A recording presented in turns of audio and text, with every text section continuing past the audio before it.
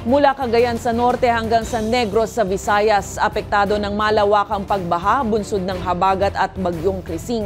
Pero pagtitiyak ng pamahalaan, ready for distribution ng nasa 3 milyong food at hygiene kits. Kasama sa ipamamahagi ang mga balde na may filter para sa malinis na inuming tubig.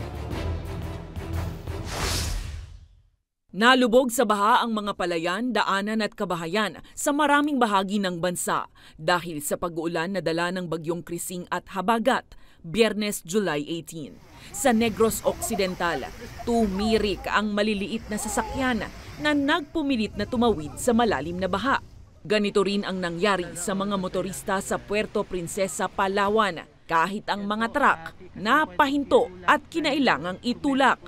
Nagmistulang namang isla sa gitna ng lawa ng baha ang munisipyo ng Sablayan sa Occidental Mindoro. Habang sa Peña Blanca, Cagayan, goodbye na ang isang jeep na inanod ng rumaragasang ilog. Ayon sa mga nakakita, nabalahaw ang jeep nang subukang tawirin ang baha umaga ng Biyernes. Bigo nang ma-recover pa ang sasakyan kaya't nang tumaas ang tubig ay tuluyan itong tinangay. Buti na lang wala itong sakay. Puspusan naman ang paghahanda ng pamahalaan sa inaasahang patuloy na pag-uulan dala ng bagyong Krising.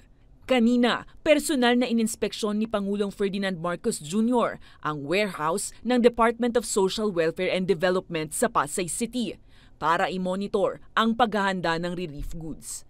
Ayon sa DSWD, naiposisyon na ang mahigit 3 milyong food packs at hygiene kits sa mahigit 900 storage hubs sa buong bansa.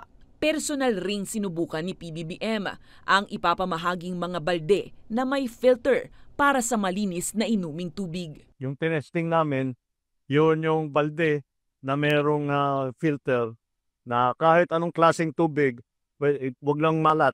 Pero kahit na ibaba sa fresh water, kahit hindi masyado malinis, pwedeng ilagay sa balde, pwedeng inumin, dadaan lang doon sa filter na yon. Sa ulat ng National Disaster Risk Reduction and Management Council, apektado ng kasalukuyang sama ng panahon ang nasa 24,000 na individual.